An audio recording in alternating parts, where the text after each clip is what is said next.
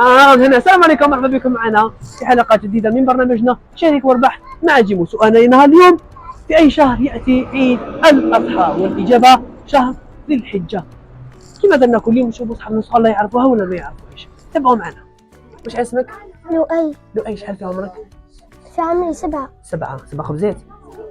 وشنو 7 سنوات؟ إيه. اوكي. سؤالنا يقول: في أي شهر يأتي عيد الأضحى؟ وش من شهر يجينا عيد الأضحى؟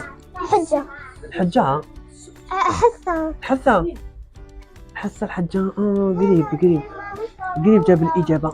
الله فجة. ديرنا هكذا. فجة. قبل المحاولة الأولى شكرا، قلنا صحة فطوركم وصحة رمضانكم. صحة فطوركم صحة رمضان. سلام. وش راك؟ لاباس. هايلة. وش اسمك؟ حسين. حسام. شحال في عمرك؟ 8. 8. شنو 8 كرواسة؟ ها؟ وشنو 8 سنوات؟ ايه. اوكي. سؤال يقول: في أي شهر يأتي عيد الأضحى؟ وش من شهر شعبان. يجينا عيد الأضحى؟ وش من شهر؟ شعبان. شعبان. للأسف إجابة خاطئة. قلنا صحة فطوركم وصحة رمضانكم. قلنا صحة فطوركم وصحة رمضانكم. صحة فطوركم صحة رمضانكم. وش راكي؟ لاباس. وش اسمك؟ نهار. نهال. شحال في عمرها؟ 9. 9 خبزات.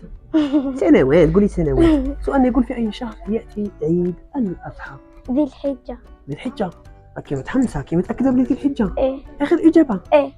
الله يبارك، شاطرة. والإجابة الصحيحة أحسنت. إجابة صحيحة. قلنا صحة فطوركم صحة رمضانكم. صحة فطوركم صحة رمضانكم.